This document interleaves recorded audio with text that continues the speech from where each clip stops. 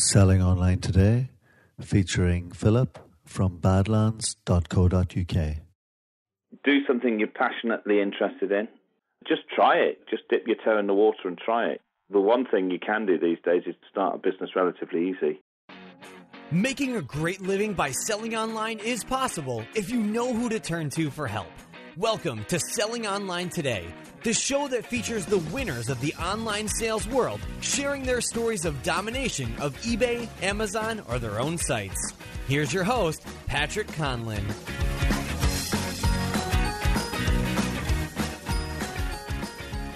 Hi everyone, and welcome to Selling Online Today, the show that brings you all you need to know to successfully sell online in today's changing environment. We look at everyone who sells on multi-channel platforms, that is their eBay or their Amazon or their website. Well, we're just thrilled today to have with us Phillip from badlands.co.uk. Hello, Phillip. Hi there, Patrick. Really excited about today's conversation.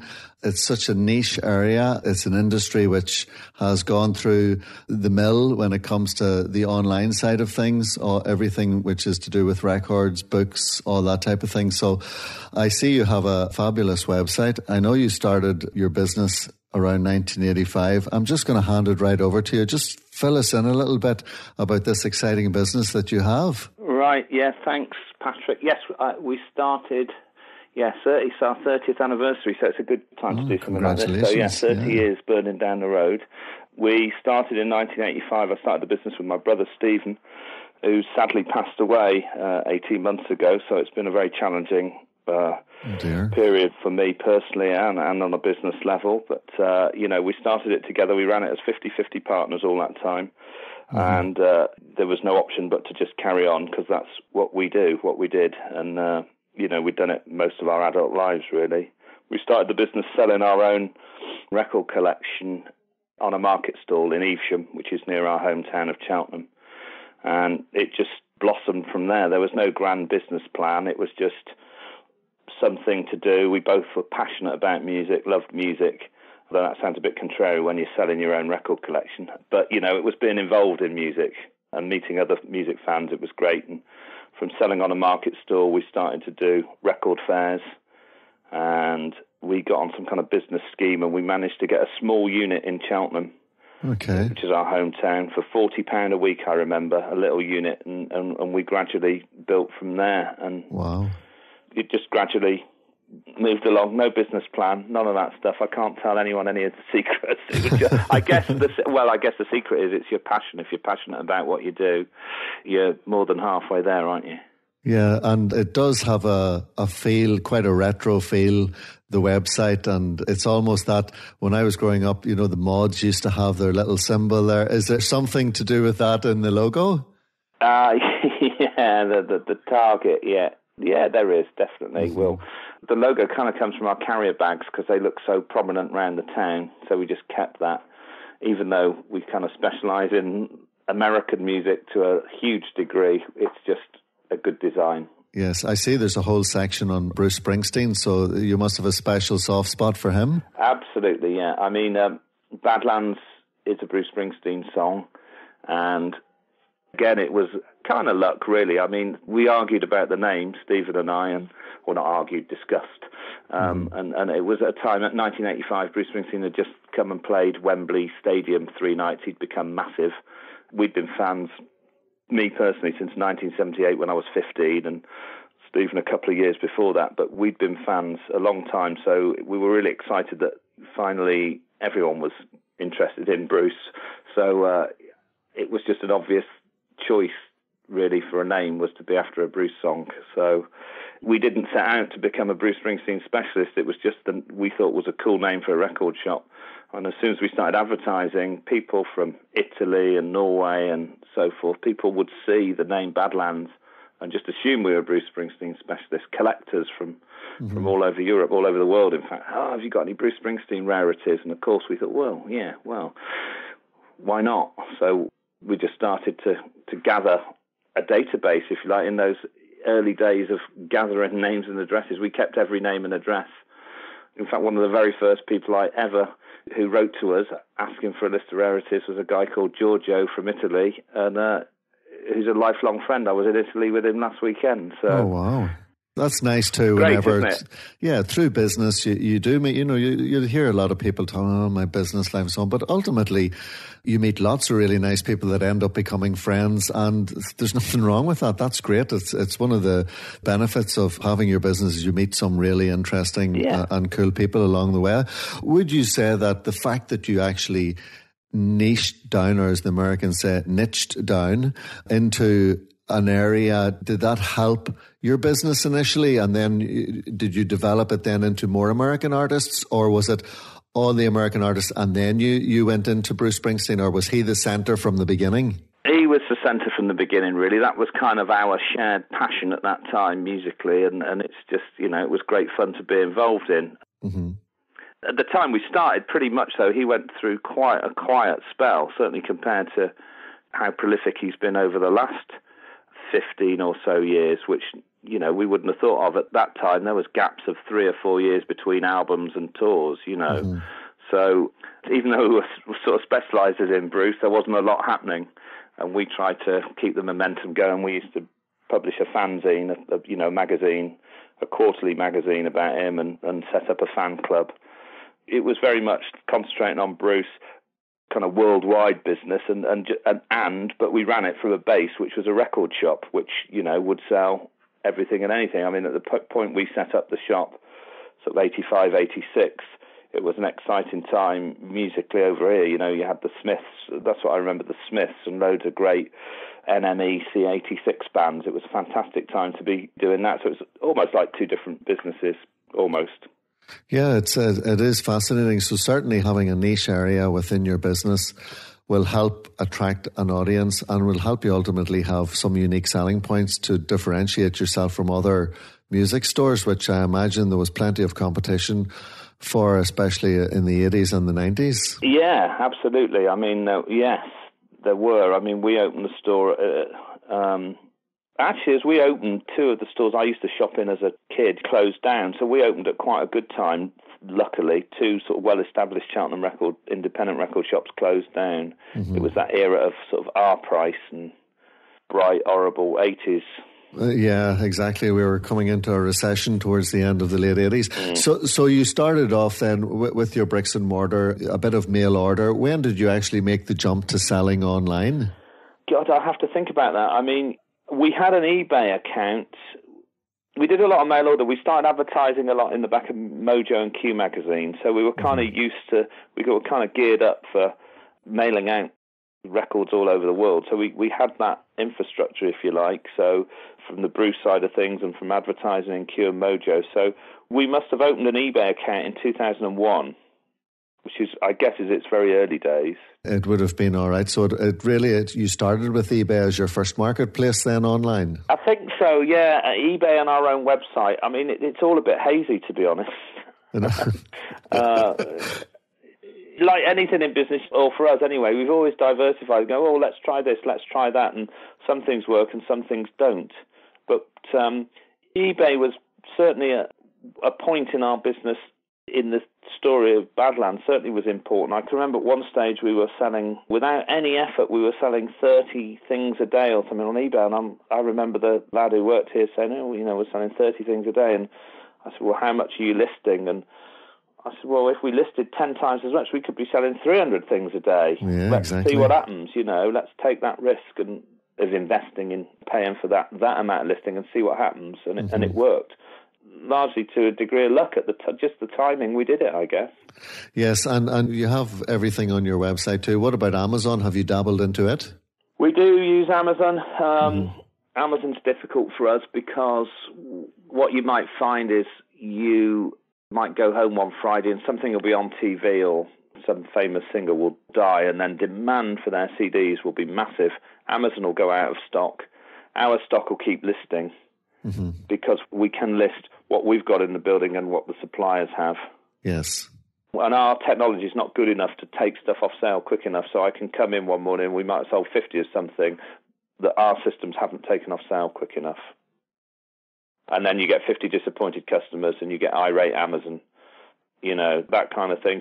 And it's hugely competitive. It's just silly. I mean, the problem, I think, is there are people selling CDs they're easy to pack. They're an easy commodity. It's music, which obviously attracts a lot of people. It's an interesting thing to sell. If you're a music fan, I could do exactly what we did. There's loads of people in their bedrooms doing exactly what we did in 1985, but now they don't have to make the effort to go to a market store. They can just open an Amazon account, scan their CDs, and off they go. Yeah, no, I see where you're coming from there. It almost becomes not worthwhile whenever there's so many people selling at next to nothing, almost just to get rid of stuff. Well, in that sense, I think you've done very well. It's a race to the bottom. A race to the bottom, certainly in the area of CDs. I know that the whole area of vinyl records has taken a whole new life of its own. I mean, unbelievable, yeah. My mum, for example, my brother's involved in the music business, in the sense that he has a band and he has a record label based in London, even though they're from Northern Ireland, and they tour around Europe every now and again. Now, it's very much the hard rock end of things, and he goes to Wales to record his new albums. Why, I don't know. There must be some famous studio. Rockfield Studios, is it, he goes to? There's a famous studios in Wales, that Dave Edmunds used to own. Yeah, or still does, maybe. But he's always doing those sort of things, and he encouraged my mum recently to dust off her collection of Rolling Stones vinyl records that she had in the attic, along Excellent. with some other... Your mum's got good taste, then. Yeah, well, she would always raise her eyebrows when we were coming in as kids, saying we were listening to, the likes of Guns N' Roses and whatnot, and she would be thinking, well, we were all listening to the Beatles and to the Rolling Stones in their heyday, and it was almost like we used to think that she didn't have a youth because we always saw her as mom. But she's dusted it off. She's bought herself a brand new record player in the traditional sense of the word, albeit it looks very retro and white and shiny and glossy. And yeah, she's loving it. It's given her a new breath of life, albeit we have to watch our kids when we bring them to the house that they don't scrape the needle and her records that she's preserved for so long. So... Can I tell you a story about a record player today then, talking of eBay? When I was 5, so that I'm 52 nearly, 51, nearly 52. I wouldn't have known only you mentioned that you were 15 in 1978. Yeah, there you go. So anyway, so when I was 5, which would be 1968, I was so into records and music, my parents had to buy me a little second-hand Dansette type record player so I could play singles on. Wow. So, long time ago, right? And I could remember that record player. I could remember the feel of it, the look of it, the smell of it, everything about it, apart from the name. So I spent a few years looking at old Dansette sites. There's people who collect Dansettes. You can go on Google. And anyway, eventually I found a picture of this record player that I had, and it was actually called a Phillips disc jockey. And it's Record Store Day coming up, April the 18th. There's a big event. I was looking at my picture. I thought, that's a cool picture. I might use that in my advertising. And I thought, I wonder if there's one of those on eBay. This is only this week. And I saw one on eBay, 125 quid or nearest stuff. I thought, I've got to have that. So today, I'm getting a similar record player to the one I had when I was 5. So I'm very excited. Yeah, well, hey, listen, we're all big kids at heart. Yes. And we do like those things that we can find from before. So I did notice on your Twitter handle that there's a large amount of people there. So do you have a small team around you then, helping you run your business at the moment? Yes, there's sort of 7 or 8 of us at any given time. Full-time staff and a couple of part-timers as well to help with packing at different when it gets busier. Have you had any nice experiences from your online business, like unexpected orders that you've come in one morning and thought, wow, I wasn't expecting that? Yeah, you get a few celebrity orders, like people you've heard of. You think, wow, that's pretty cool, musicians buying stuff off you. You think, wow, that's great, Yeah. Occasionally we'll get someone, you come in one morning, I think recently I came in one morning, we sold something like 78 copies of the Beatles' Abbey Road. You think, the first thing you think is, is this a dodgy order? Yes. But, I picked up the phone to them and they were some kind of marketing agency taking people around Abbey Road studios and they wanted to give everyone a copy of the album. Wow. So stuff like that's always... Yeah, you're happy enough with good. that? Absolutely, yeah. There's certainly... You mentioned it earlier that the fact that you had a mail order business, that you specialized in one particular artist, that you obviously built up a community, and the American business gurus would always talk about this, this tribe, the importance of creating your own little tribe and community within your niche area. It certainly sounds that that's something which you have managed to do quite successfully, and it is bound to have helped the growth of your business. Yeah. And again, without planning, just because it's my passion, we've kind of expanded our Bruce Springsteen side of things into running trips to see him in concert. We take people all over the world to see him. We set up our own travel agency in 2002. Wow. Specifically to do that. So, we take care of everything, the tickets, the hotels, in some instances, transport. The only thing we don't do is flights, but that works pretty well, because if you wanted to say, Patrick, wanted to come to New York to see Bruce Springsteen with us, you could fly direct from Belfast. And we just arrange everything from when you arrive in New York. So that takes it to a whole different level, not only the records and CDs and T-shirts, but then the trips and it just mushrooms out. Well, that's definitely focusing on one area has certainly helped. What about the rise of social media? Has that had any bearing on things? Have you been able to reach out to more people because of that, or have you found it just a white elephant? Again, that's something I'm not, we're kind of a bit hit and miss with that. I get a lot of followers on Twitter and Facebook, and we do put things up there. But, I'm a music fan, I suppose, first and foremost, so I'll put things up there just out of interest. It's for direct selling, I've not really used it. Yes, so it's more for the community end of it, which in theory is important, according to, the whole social media was born in that way, to be able to cater for the social side. Yeah, for me it's really difficult to draw the line between business and pleasure in all this, because it is my hobby, I'd be travelling around the world to watch Bruce Springsteen anyway, so I'm very lucky that I can call it work. Yes. Well, you sound like you definitely are a fountain of knowledge when it comes to that area. What would you say the best bit of advice that you've ever received has been? For business? Well, for anything at all, really. I'm sure business or personal. That's a tough question. I think business, one of the things that sticks in my mind about running your own businesses is knowing when to switch off and go and have some time to yourself, which is difficult to do, but I think it's essential to recharge your batteries. There's times when obviously in your own business, you can be up against it and you might have to work ridiculously long hours for periods of time. But when you can, take a day off. I remember, and this was on the course that I went on that you had to go on to get a government grant in 1985. But so I kind of went along reluctantly, but learned from people who had their own businesses. And this one guy said, you must take a day off every week, go and do something different. Yes. And that kind of stuck with me. I try and do it.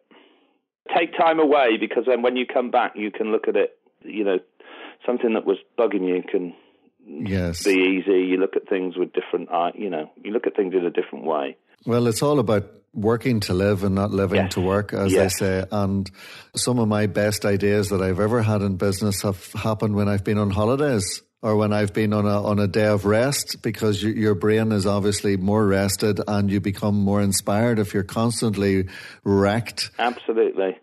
Even in your sleep. Yeah. You do, it's true. Or you wake up with a great idea. So there's absolutely nothing wrong with taking a day off. And sometimes as entrepreneurs or as business owners, we can feel guilty. I've spoken to people where they sometimes say, I feel guilty me being away for a day of rest while the staff are in the shop, for example. But they understand that you need your time to rest also. What would you say is your biggest strength as a business owner?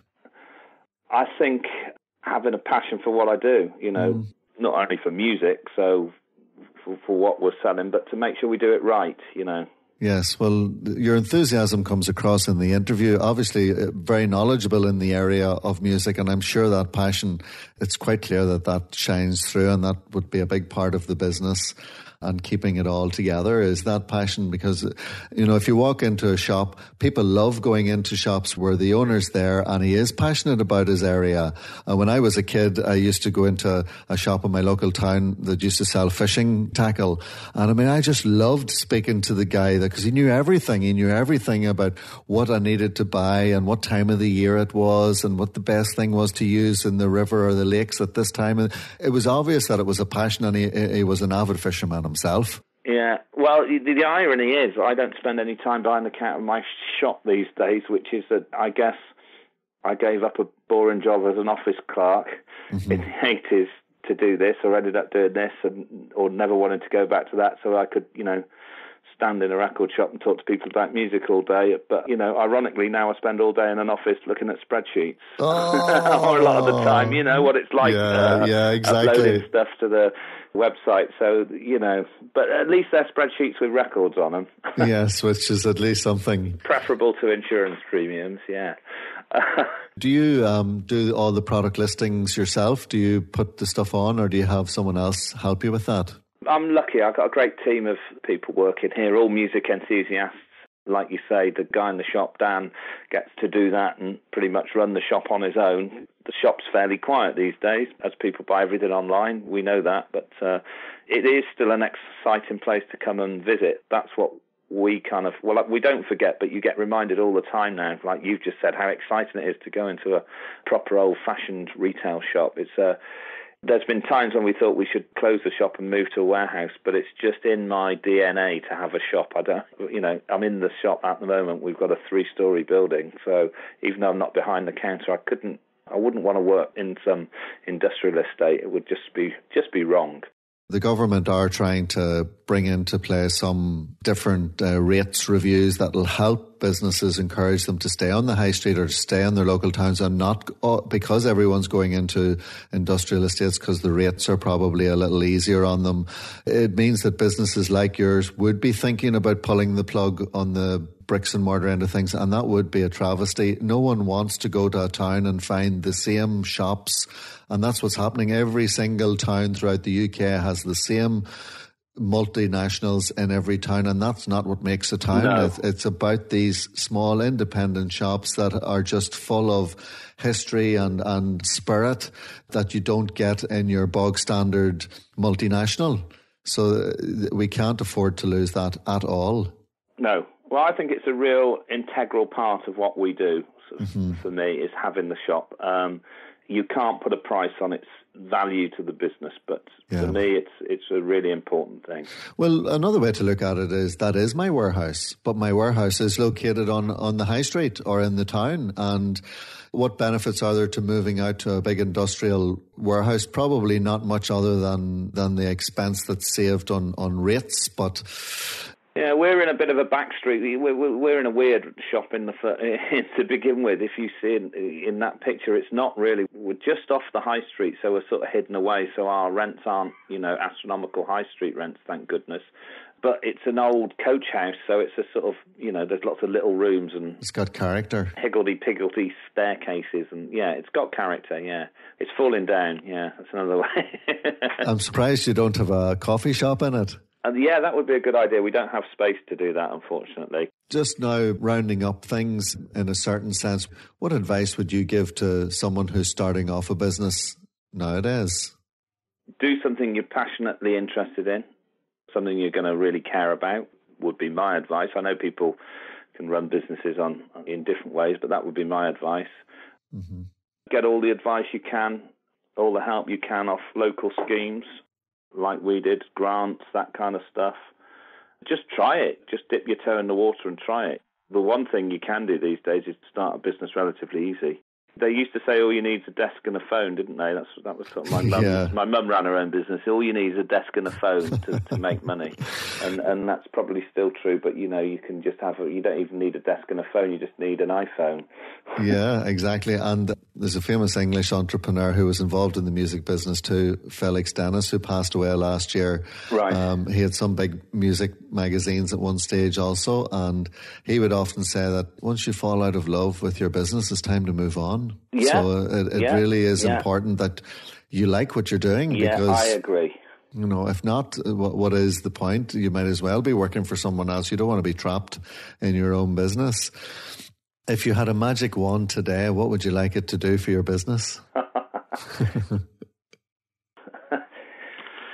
I'd like it to sort out all the clutter and mess that 30 years in business accumulates. We need to do a lot of work to our premises, and that's quite a daunting task. I'm not very good at that sort of thing. And of course, when you're running a business from a premises, sort of decorating and putting things right means closing the business and moving out.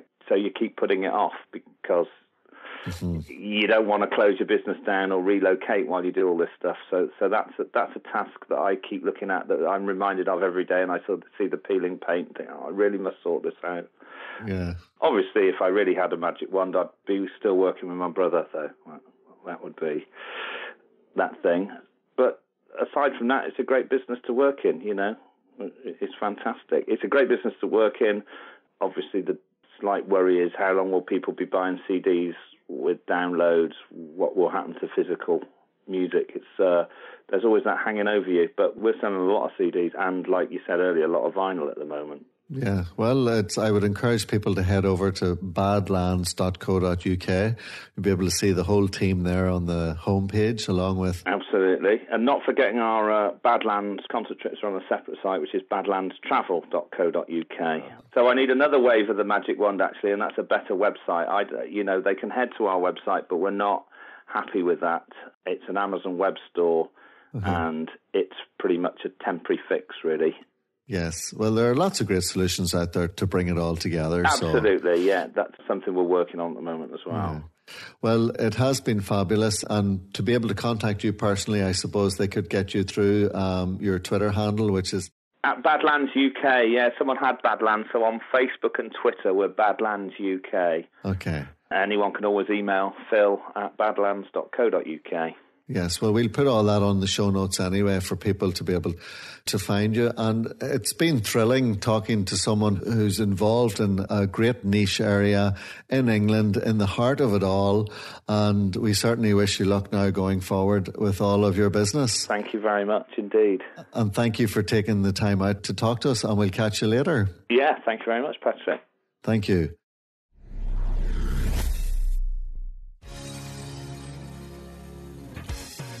Take the time right now to go to sellingonlinetoday.com and gain instant access to tons of free resources to help you in your online selling journey. We'll see you next time on Selling Online Today.